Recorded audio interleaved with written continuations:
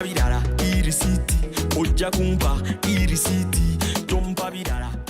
gy'ogula saba e-receipt, buli gy'ogula saba e-invoice. Byonna bikola. Good morning. Welcome to yet another edition of the Customs One-on-One webinar. This time we shall be looking at understanding cargo consolidation. Are you an exporter? Are you a clearing agent? Are you a trader? Do you want to understand more about how your cargo moves to the warehouse and eventually before it gets to you? Well, this is what that webinar seeks to achieve. And in the studio today, I have powerhouses. I have very informative people. I have Canon Rauka, who is the manager, warehousing under the customs department. I also have Mr. Edmund Rutebembera, who is acting manager of warehousing. And then we have a special guest, Madame Musana Lilian Onyango from the Uganda Cargo Consolidators Association. So we shall kick off immediately. Apologies for delaying. We shall go into it and start with Edmond. Edmond, kindly give us an oversight of what cargo consolidation is. Okay, thank you, moderator, and good morning, viewers and listeners. Once again, my name is Edmond Rutebembera. I'm an acting manager in warehousing, Sector A. And Sector A is basically Namamve, Bweyogerere, and Mukono-based bonded warehouses. There are two managers in warehousing. As she has brought it, my other colleague manager is Milton. And when he introduces, you'll find that he's for another sector, which is the bonded warehouses around Nakawa, the Multiple, Damuko, Maina, Mastra, and the rest. So that's how we share our work. Welcome to this engagement, this webinar this morning, where we are going to give you more insights on what cargo consolidation is all about, what you need, what you go through, what are the processes, what are the do's and don'ts when you are clearing your cargo under the consolidation process. Cargo consolidation process started around 2015 after getting challenges with the previous clearance module, especially under the groupage leadership of containers, whereby there is a container leader. Many clients import through one container leader, but at the payment of taxes, they still pay through that importer that is on the main declaration. And at the end of it all, they would have challenges in as far as remissions and returns of filing taxes in the domestic taxes, because if you would go and all import under a demand, it means the owners, real owners, would remain in the back end. It's like you have given away ownership. And when it comes to any other issues here, you can't even know how much tax you have paid. You can't even have your own return. When they are auditing you for domestic taxes, you are unable to tell, you are unable to show what you imported, and which means you will get challenges when it comes to filing returns. So cargo consolidation came in place as a module of clearance to enable you load your cargo into a consolidated company from the exporting country, bring it sold under one company, but upon reaching at the destination country, which in this case is Uganda, and you are going to clear through customs or pay taxes, they enable you pay your taxes individually. That was the module to enable people be able to carry their own cross, to enable people be able to pay on their own, to enable people be able to clear their own taxes, so that they can be able to calculate the profit, the tax paid, the cost, and be able to set appropriate selling prices. But before that, you are paying in a group and you do not easily establish or ascertain how much tax you have paid, so that you can be able to incorporate it in your selling price and get profits. Meaning at some point, one wouldn't be able to tell how much profit he's getting, is he gaining, is he losing, so that he's able to establish proper records in his business and proceed. So it's the reason under which we got the cargo consolidation coming in place, so that we are able to help people and facilitate them do their businesses effectively. Currently, cargo consolidation is handled in 5 bonded warehouses. We have a total of 194 bonded warehouses here licensed, but when it comes to consolidated cargo, because of the nature, all the modules, all the processing involved, we said let's have selected bonds where we can effectively monitor, where we can effectively serve, so that we can reduce the clearance time. And these bonded warehouses at the moment, we have Lexus ICD, we have Liberty ICD, we have Good Brothers ICD, we have multiple ICD, and of recent Mastra has also joined the group. And the parameters for one to handle consolidated cargo were spelled out by the Commissioner, Customs Department, and the CG, and on several forums, and the public was notified.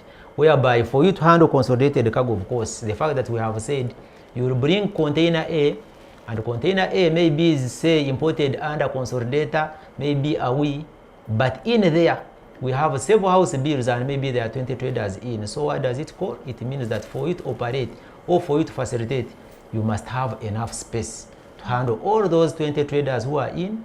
Sometimes they come with their independent clearing agents. So for you to be a registered, a licensed bonded warehouse to handle groupage or what we normally call consolidation, at least you must be having enough space, you must be having enough verification bay, whereby at least you can handle 2 consolidated cargo containers at a go. It means if you have 20 agents, you must have enough sanitary facilities in place, you must have a waiting place, you must have a lot of things and good surveillance cameras so that you are able to effectively monitor and facilitate the clients without a lot of losses and theft that might be involved in the process. So at the moment, we have only 5 bonded warehouses, but whoever meets the criteria, whoever meets the parameters along the way applies to the commissioner, and he's equally added on the list of the bonded warehouses for handling cargo.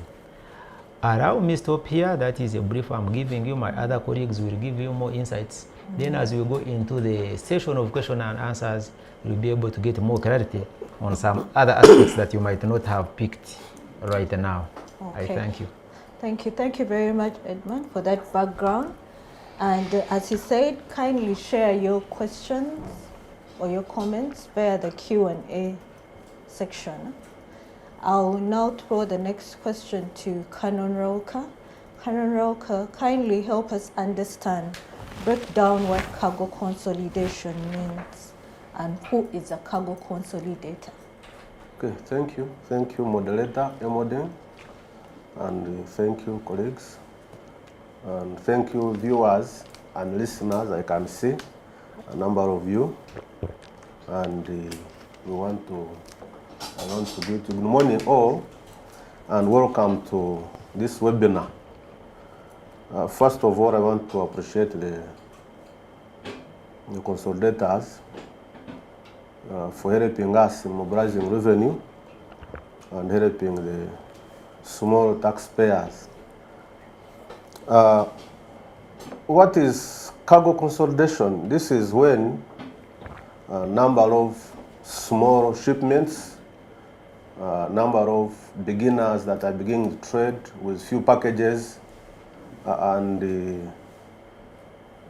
there could be more than 2, 20, 30. We've seen a number of them reaching 30 in a container, 15 in a container, and they bring cargo, they combine it into one container or one truck, and they forward it to the common destination. In this case, small importers can get their cargo from China, from Dubai, from Malaysia, and Dubai, and they put in one container, and destination being Kampala, or Jinja, and in this case, the 5 bonds that have been allowed to handle the consolidation cargo are all based in Kampala. And so you cannot have a consolidator bringing goods now that he has goods of Mbale or Jinja. No, it has to be a common destination, a common general goods bond, say Liberty, Good Brothers, and all that. So they share the same container, they share the same destination. And these are small traders, because you find there are many, about 20 or 30. And we want to encourage people that they should not fear business, they should not fear to import, they should not fear to trade, since there is this module, there is the channel of helping these small importers, they can come and they'll be helped by the consolidators and pay taxes. They are regulated by Commissioner Customs. The Commissioner Customs, Uganda is the one that has allowed these bonds to operate, and the one that my colleague had talked of. That is Liberty and Bastra and the rest. A number of them are applying to handle consolidation cargo, but we are viewing there are some parameters that they have to fulfill. But we want to thank them indeed for the great work they have done, because they would help people who would not manage a container. They cannot manage a container from China up to Kampala, but when you team up with Maria Cargo, you find there are other of your size. There are clients of your size. You've been in a container like 15 people, and you are able to deliver the goods at multiple then. But again, this does not rule out following the procedures of customs. You must have the documents. You must have the house bill yourself to give. You must have a house bill. You must have your packing list. You must have your invoice. You must, and the consolidator himself, of course, will make a worksheet. That will be a professional consolidator. You have a clear worksheet showing all the clients that are within in the container, so that you don't have any problem. And that's what can bail you out when it comes to DPC. Say you have excess, or they are goods that are not declared. And this time where we are going, when we get someone with undeclared items under consolidation, the penalty has been put higher. And so we encourage the consolidators to sensitize the people. We encourage the consolidator to sensitize the people that have put the goods in the container to have the correct documents, the packing list, the invoice, and then they can make correct declaration. Or else the law will be followed. But we want to appreciate them. They have done a great work. We not had any challenge. We not had any challenge with them. As we go on, consolidators are going to be licensed by the Commissioner Customs, and then they will follow some parameters, and those that will not fulfill will not be licensed as consolidators. So we want to call upon the consolidators to start preparing for that exercise. Of course, number one, they have helped us, especially as I said, they help smaller consolidators on the reduction of the costs. You may not manage to transport the container from Mombasa here, but when you are under consolidation, you pay less money. You will save some money on the transport, and even the risks will be reduced so that the cargo will reach at the intended destination. I think I would end. I want to say thank you, and thank you, viewers. God bless you. Okay, thank you very much, Canon Rauka. You kept mentioning consolidator, and you kept hinting at some of the roles they are supposed to play. But what is the overall definition of a consolidator? Who can you define as a consolidator? Because I don't think someone just... A consolidator is a person who will come up like Madam Omoding yourself, and you are able to receive people's cargo. You have an office, you are a licensed taxpayer, you will receive multiple small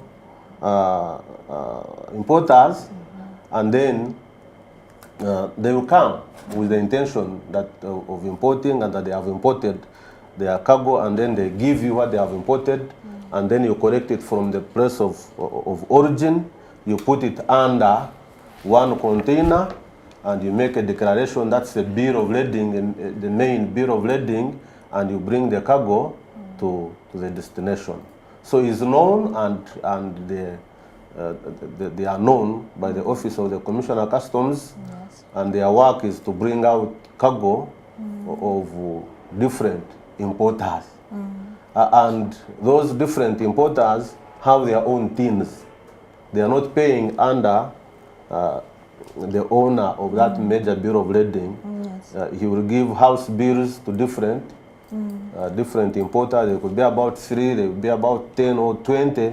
Each one will have its own house bill, and they are indicated on the bill of lading.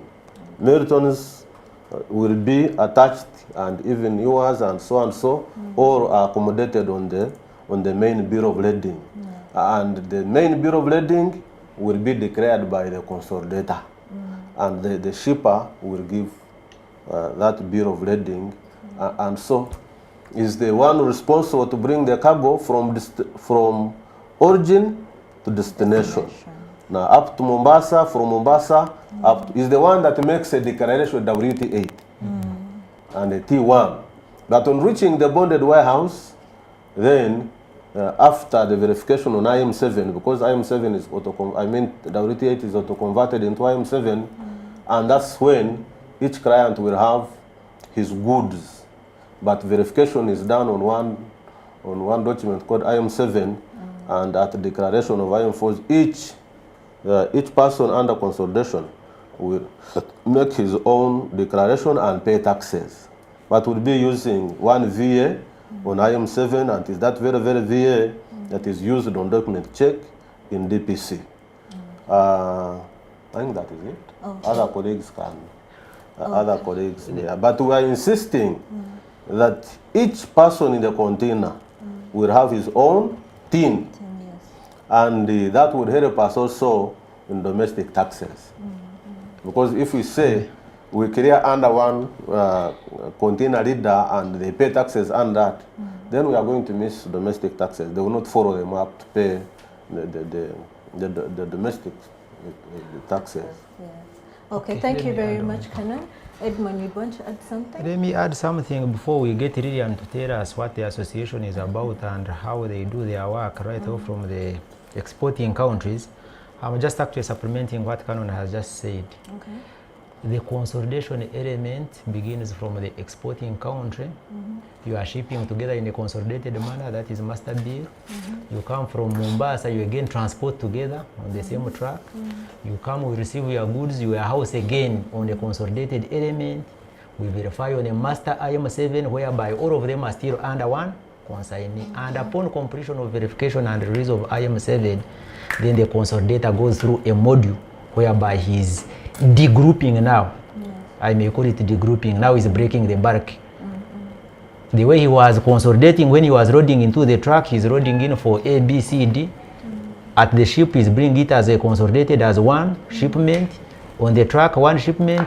On verification, it's like one shipment. Now he goes into making it again back to the original state of different owners. So upon degrouping, where we normally call it kind of change of ownership, because remember, the consolidator by se is not the owner of the cargo. He's just a mere carrier, a mere shipper.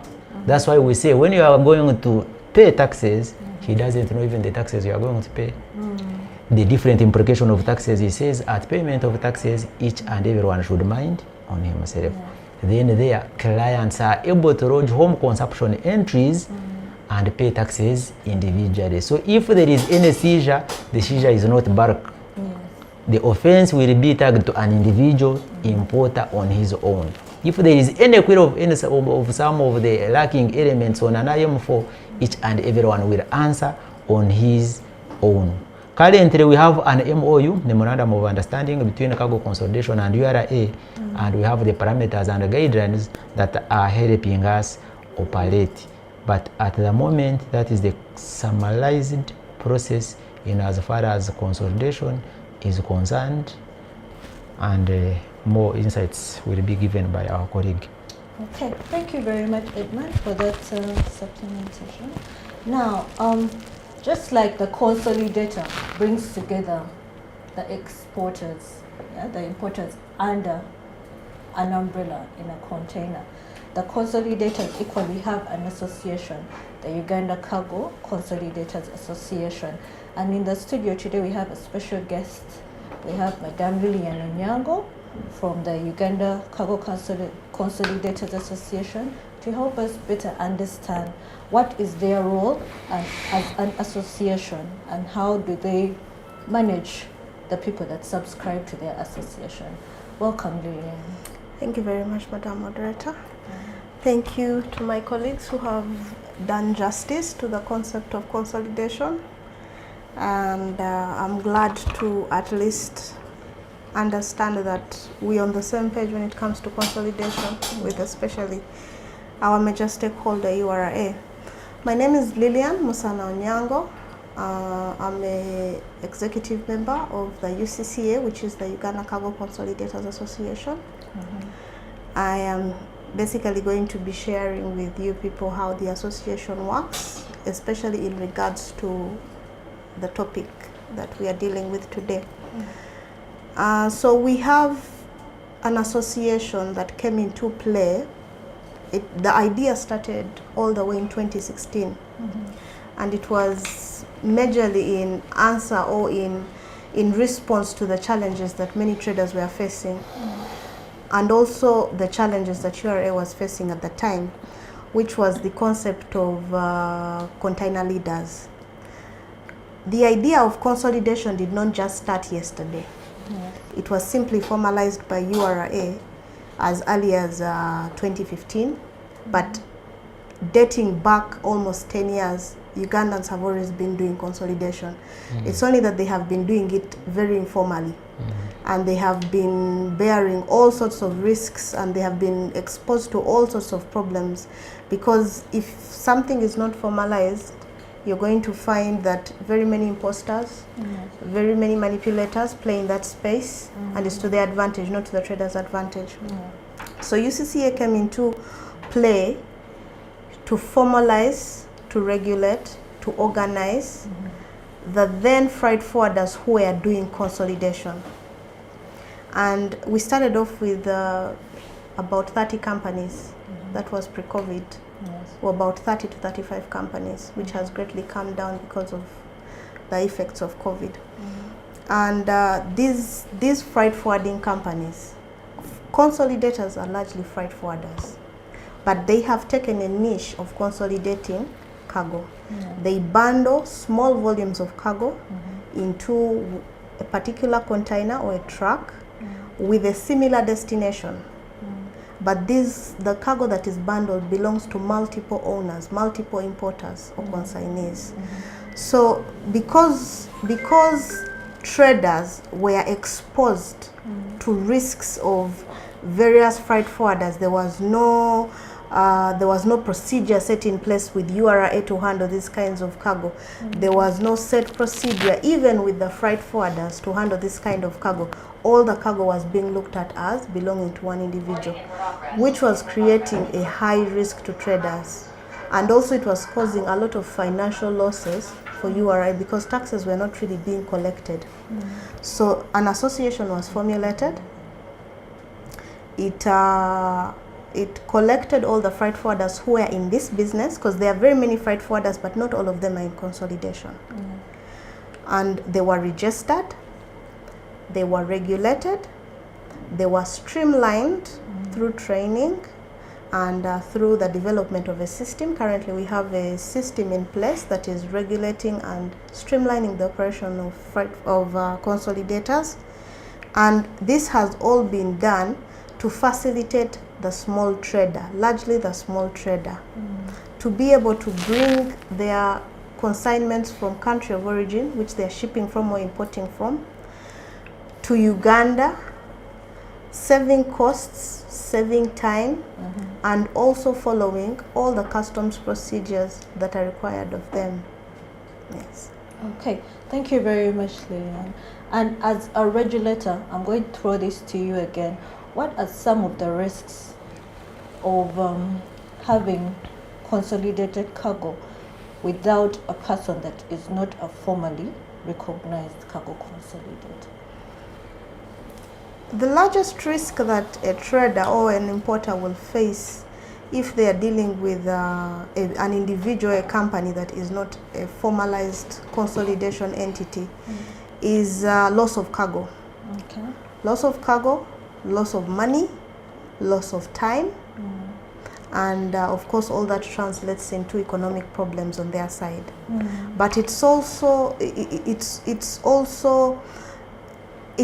also translates into loss of livelihood. Yes. Because every time you deal with somebody who is not formalized and legalized and regulated, when you encounter a risk of loss of cargo or money, there is nowhere you will report. But under consolidation today, everyone's cargo is safe because there is a policy in how we do our business. There is a set policy on how one qualifies to be a consolidator. There are set procedures and regulations on how we perform our duties. We have duties to the people that we transport cargo for. We have duties to URA itself. We even have duties to port authorities. So because of that kind of formalization and regularization, you find that the common importer, the small scale importer, is protected. Okay, thank you very much, Lillian. And as we continue to tour that line of the consolidator, I'd like to ask Edmond, as a person that, as an office that is in a relationship with cargo consolidators, which illegal activities should a cargo consolidator avoid? And in addition to that, what happens if a cargo consolidator is involved in illegal activities? Okay, thank you very much, moderator, and thank you, Lillian and Canon, and as well thank you our viewers and listeners. This engagement actually is very important and has come in timely. Yes, when we are dealing with cargo clearance under consolidation, the processes and procedures are well spelled out, and the rules and regulations remain at play. Now, like I earlier explained, the responsibility of a consolidator has where it starts and where it ends. So there are some aspects that will automatically fall on the individual importers. There are some aspects that will fall on the consolidator, him or herself. By the way, basically I think a consolidator is always a firm. Yes, it's a farm. It's always a farm. Currently there are farms which are registered, so they go through the modalities of registering a farm. So if something happens while cargo is along the way, for example from Maraba coming to the bonded warehouse, the truck disappears, then it's a consolidator who is aware, because at that particular moment he is deemed to be the owner. Because anyone in possession of the cargo at any given point is deemed to be the owner. So while cargo is in transit, the consolidator is duly responsible. While cargo is on the ship, the consolidator is duly responsible. While cargo is being transported and it disappears, we shall call a penalty to bond, because he's the one who has bonded the cargo under the regional cargo transit guarantee, and should cargo disappear or divert along the way, it means we shall take the equivalent of taxes from the consolidator's account who would have bonded the cargo to come into the bond. Then upon cargo coming into the bond and we have degrouped, then it means individual importers become responsible for any mishap, any misdeclaration, any underdeclaration, any misclassification, and they bear their own. Like I earlier said, a transporter is merely transporting and might not know all the nitty-gritties in terms of classification, description, and maybe certain taxes applicable or not. So in this case, depending on where the issue has happened, we shall just invoke the relevant laws and call them to order, either discipline the consolidator or the main importer, whoever feels the deem. And according to the MOU we talked about, we have parameters, we have regulations, the do's and don'ts, so we shall also follow COT in accordance to the MOU. And indeed, if we find that this one is no longer eligible to operate under consolidation, we shall advise the association to go through the process and maybe de-license him or how can de-license that involved the company. At the moment, we advise them to follow all processes and procedures. Canon talked something of a common destination. It's something which is very, very, very important. It's like you are boarding a taxi or a bus, and for you are going in an opposite way. Say you are boarding from Toro going to Kampala, then for you are going to Sorota and you are in the same bus. It means you are going the wrong way. So for you to achieve the objective of cargo consolidation, you must be going to a common destination. Sometimes we have had incidences whereby someone is consolidating cargo which belongs maybe to Sudan, to DRC, yet the destination is not common. Now it again defeats the principle, because now if you bring cargo here and it's of a Sudanese, remember Canon talked of you must have a tin. Because we said these are our small traders who wanted to pay individually so that they are accountable individually. Because they are getting challenges when it comes right now to EFRIS. Because EFRIS, you must credit your stock for you to be able to debit it. So if you have not imported and you have imported under a shadow name, under someone's tin, and you are going to sell, automatically you cannot sell what you have not bought. So they were being put in the dark when it comes to importation. But right now we enable them import individually. So what I was trying to say, if you bring cargo which belongs to a Sudanese or a Congolese, then it means now you are betraying, you are breaching the principles of saying common destination, they should all have tins, and you, the consolidator, you are not the owner. And at the point of re-export, it means you cannot re-export because you are not the owner, because now the importer becomes the exporter. And remember, for you are merely a transporter kind of, so it defeats the parameters. But like I said, depending on what point a mishap has been found, a misdeclaration, a breach of procedure, we just evoke the sections of the law that might apply at any given moment. But right now, what consolidators should avoid is to bring cargo destined to different destinations as opposed. It is to bring to cargo to owners who have no tins, because the mode of clearance will be a challenge. And it is to ensure to get all the relevant documents that are required at point of importation and upload them in the system so that any query they can be responsible. Then it is also to have a common language with all their importers, because once you don't have a common language, then you defeat the purpose at some point. You must have the common language. If you say cargo has reached and whoever importer is interested, because some importers are interested in executing physical verification in their presence, so that you communicate. If you are ringing the bell, everyone is able to respond, so that we can accurately, we can aggregately achieve our clearance time in the shortest time possible. Otherwise, if you do not communicate with your importers or individual clients, then at some point where you need an aggregated effort, it becomes a little bit of a challenge and it can cause delays. Okay, thank you very much, Edmund. I'm now going to go to your questions under the Q&A section. Thank you for submitting them. And I'll start with someone. She goes by Wendy. Hello, I'm Wendy. Does the importer under groupage 10? Okay, I'm going to rephrase this. Does someone have to be registered as an importer, even if he or she is importing for their own consumption, not for business? I'll throw this to Canon Rock. Thank you. Someone importing for home consumption, these are a few packages. Yes. There are a few packages, and we call them personal effects. These are personal effects.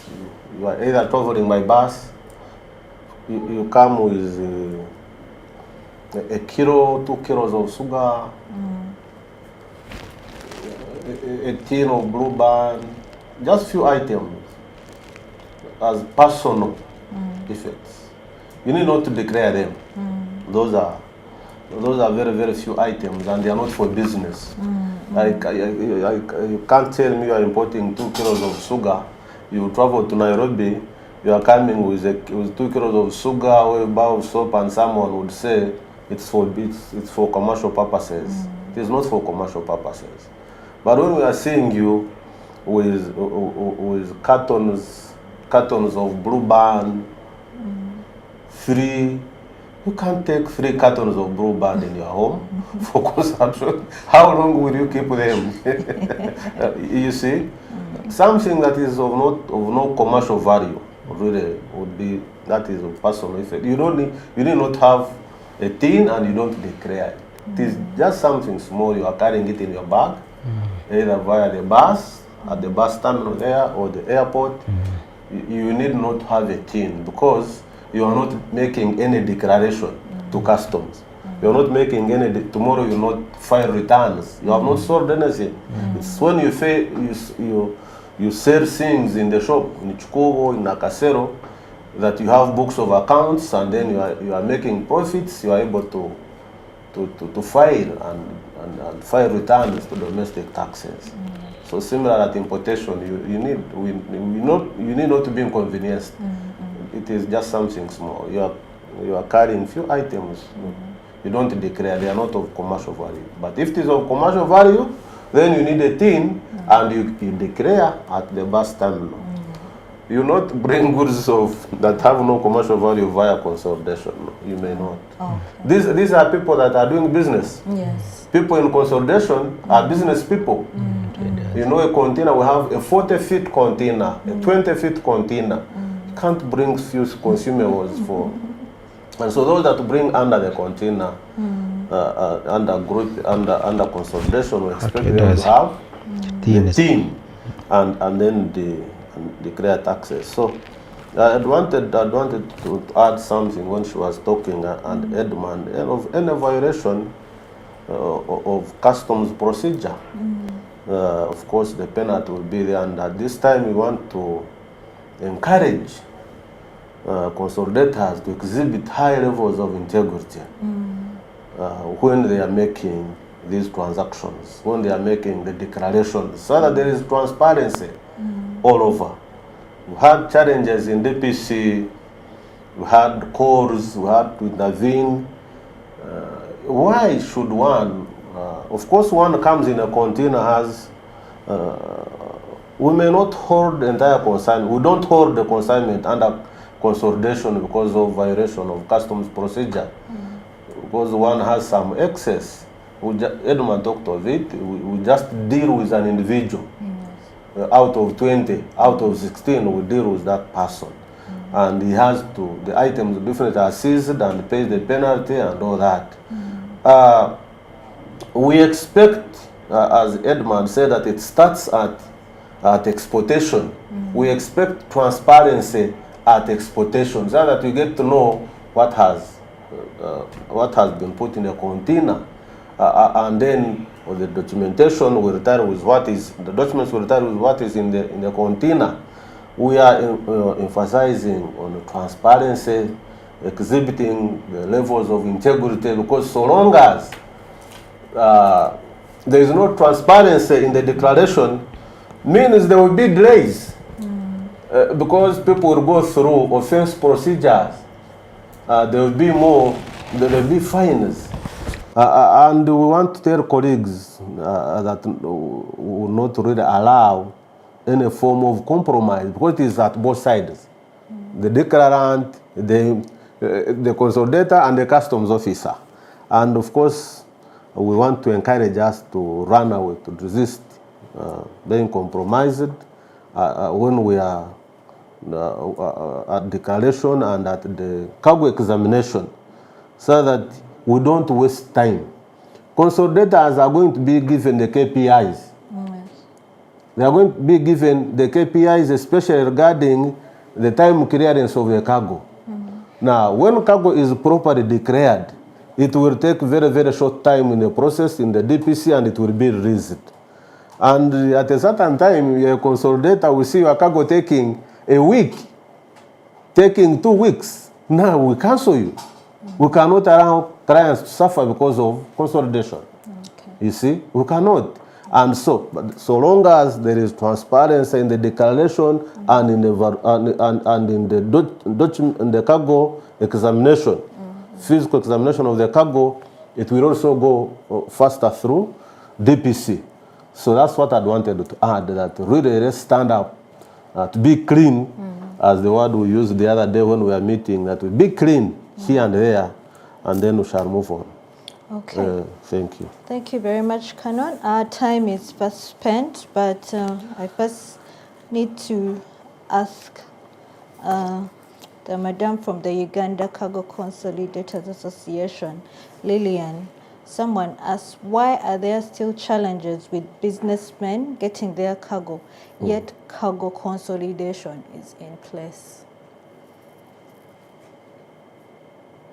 That is a very broad question because there are different reasons why traders or importers are not getting their cargo in time.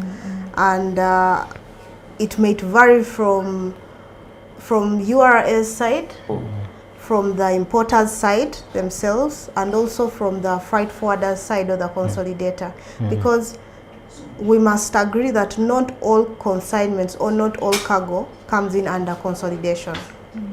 So currently under consolidation we have timelines, we have procedures and timelines, and these timelines are to ensure that within a week all consignees have received their cargo, or within the shortest period of time, which is now 48 hours, every taxpayer or every trader and importer is able to pay their taxes. Whether they choose to pay them on time or not, that is on their side. On the URS side, under their procedure and their processes, a lot has been done to fast track these processes. So it would do justice to the question if we understand what was the form of that person's importation. Did they import under consolidation or did they import under full container load? Because consolidation is largely less than container load importation, where you have small cargoes bundled together with a similar destination, which is what Mr. Milton said, a common destination, and these cargoes are belonging to multiple people. So the delay of cargo will depend on the mode of importation you chose. Did you actually import under a formal consolidated company, or did you import under a container leader or under any other form of importation? Because as much as consolidation is in place, even the rest are still functioning, and that is the biggest risk that we are facing. And those are some of the challenges that consolidation and formalizing it today is trying to respond to and improve.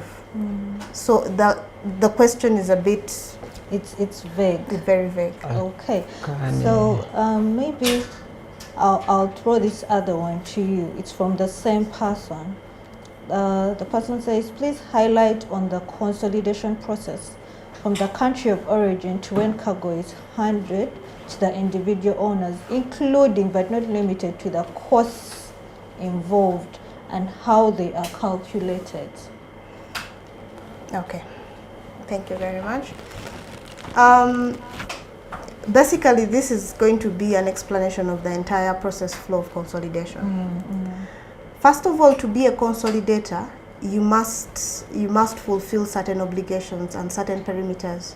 For instance, you must have presence in the country of origin, the exporting country, which is in our common language, which is China, Dubai, Turkey, anywhere where cargo comes from. You must have physical presence there that is legitimized. So you cannot be in that country and you're not formalized. So those are some of the criteria even the association will look into in order to accept you under the group of consolidators.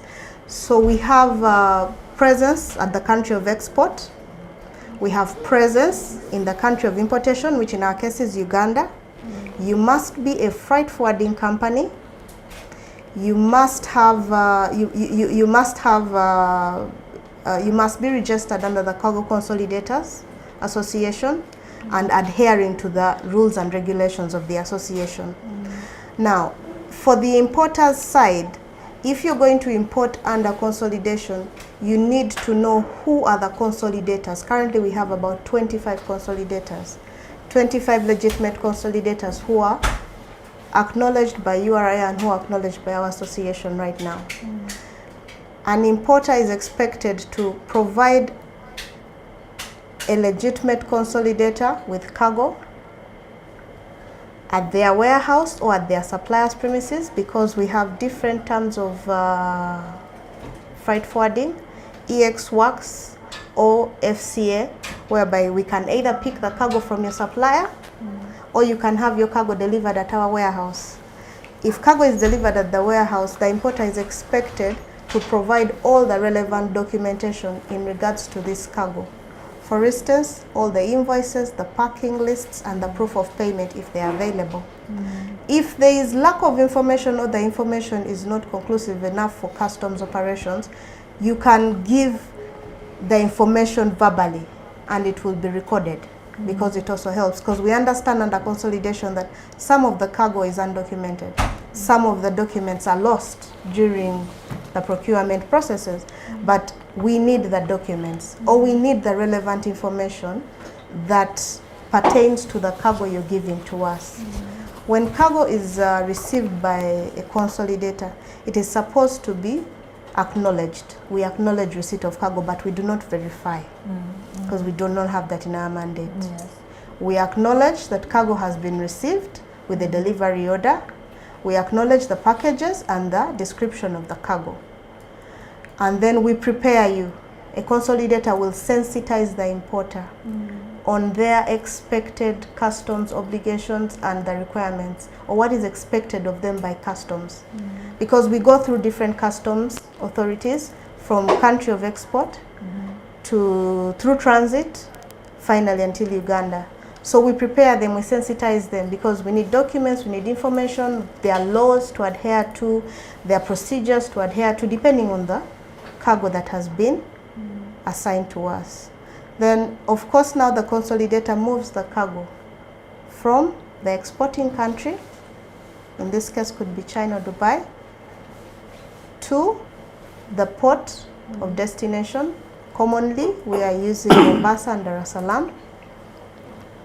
And then when we get to these ports, the consolidator has the role and responsibility of making the first declarations to URA. It makes the first declaration following and using the documentation that the owner of the cargo has provided. That is why documentation is very important in the process. And once that has been done, cargo is then forwarded or moved to the final destination, which is Uganda, where then we now go through the warehousing process, which my colleagues have spoken about, which is also timed. There is a time limit. Currently it's 48 hours. Which, as a consolidator, we should have completed the degrouping process.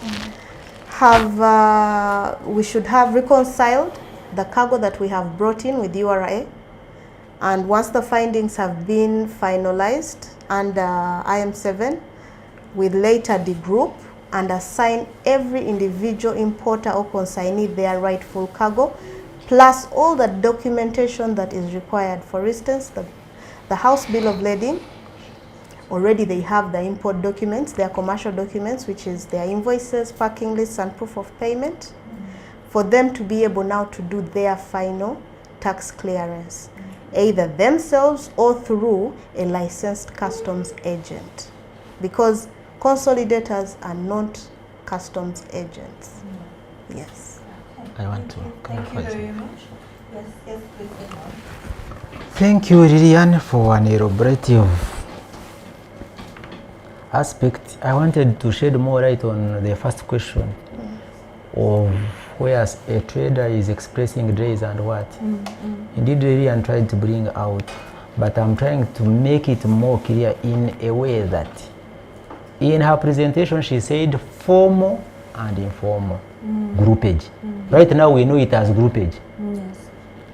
But within groupage, you have the formal and the informal.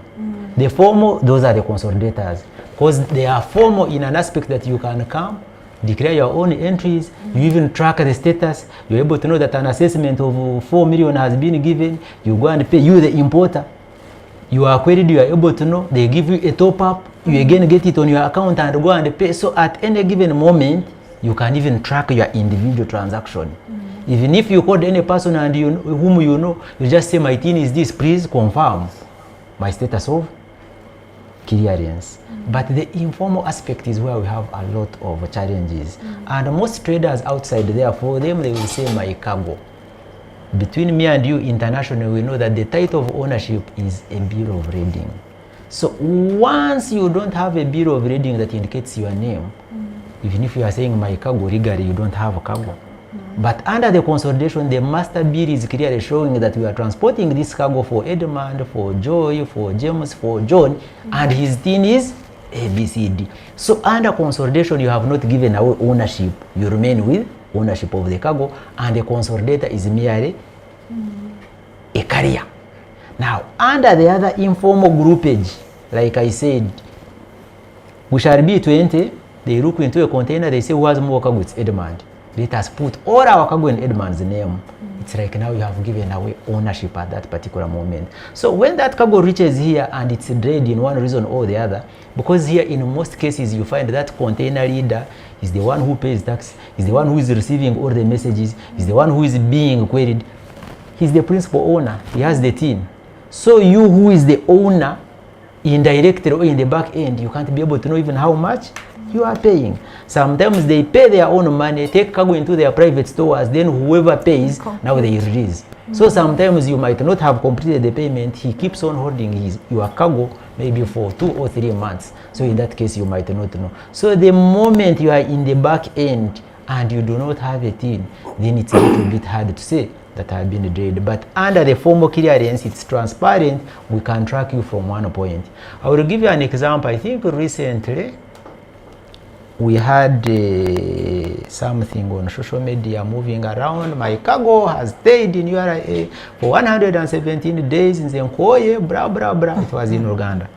Now, doing further investigation, we actually, because we tried to find out in our system, do we have this one as an importer? Because if you as an importer through a formal mechanism, you would punch in and you get him as an importer. And you get to know where his container is. So if you are down there in Chikubo, if you are down there in the Central Business Center, and you have given our ownership and you have allowed someone to clear his name as your cargo, then even you lose out the more authority to come and say my cargo. Because we have had those several traders coming here saying my cargo. When you say where are the documents, he has no document at all. Where is your tin? Nothing. He has no tin. So it means each and everything is solely on the mercy of the container leader or the main importer whom you gave our ownership. So we still urge the public that let's do through the formal way, whereby you know your tin, whereby you know the transactions you have imported in a certain year, you know how much stock, how much taxes you have paid, so that you can do legible business and earn profits and continue doing a business, rather than importing where you don't know how much you have paid. Sometimes they even penalize one of them, but all of them are forced to pay the penalty and contribute for one.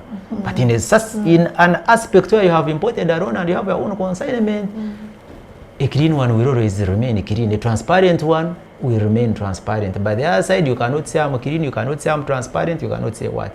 It's just an aggregated effort. You are just on the mercy of the container leader. If he says there is a top up of 4 million, when you analyze properly, maybe you find the 4 million is arising from one person, but they will gather money from all traders that in that same container. And at the end of it all, you'll be saying, but in real sense, you are paying for someone else. So the only way to avoid that is going through the formal way, whereby everyone clears on his own, pays taxes on his own, end to end.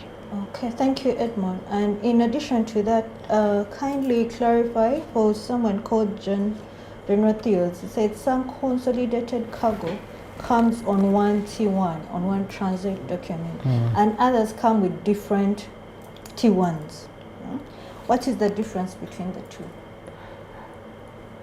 Yes, cargo, no, I don't think different T1. It's one T1 because it is still broke. Yes, that's why I wanted still one clarification. T1, and the separation comes in after warehousing. Okay, I hope we have clarified that for you. There was something, just something small I wanted to add on. Someone who had asked, how much do they charge? He was talking like the cost of carrying the goods under consolidation. They said not limited to costs, so they wanted something else apart from the costs. Okay. Apart from the money, what else is incurred? Yeah. Okay. But there's also an umbrella question here. Someone said we are facing a challenge at IM7 level where some regulators tag some items like the National UNBS. Drug Authority or UNBS, and they take a long time to untag. Since we are consolidators, why don't they tag at only IM4? So these are your... Okay, yes, that's a your take home. partners, yes. We are getting the point, because if we are tagging a consolidated cargo, we are even asking questions someone who does not know. Probably we shall see how we can address this with other agencies, so that the tagging can be at an IM4 where you are tagging individual importers. Because everyone is supposed to comply on his own. Otherwise, you cannot comply aggregatively. So it's something we have taken note of, and we shall see how to have several engagements with the regulators and harmonize on an appropriate way of handling an individual rather than a group. Okay. Thank you very much. I'd like to thank you all for tuning in. I'd also like to thank my panelists. I'd like to thank Mr. Kanon Rahuka. I'd like to thank Mrs. Musana Lillian, and I'd like to thank you, Edmond Rutebembera, for being here and for such an enlightening conversation. I hope we have demystified the myth that is cargo consolidation. Please do not hesitate to send us follow-up questions so that we can align our webinars to inform you better. Thank you very much for tuning in. Until the next webinar, have a good day. Uganda Revenue Authority, developing Uganda.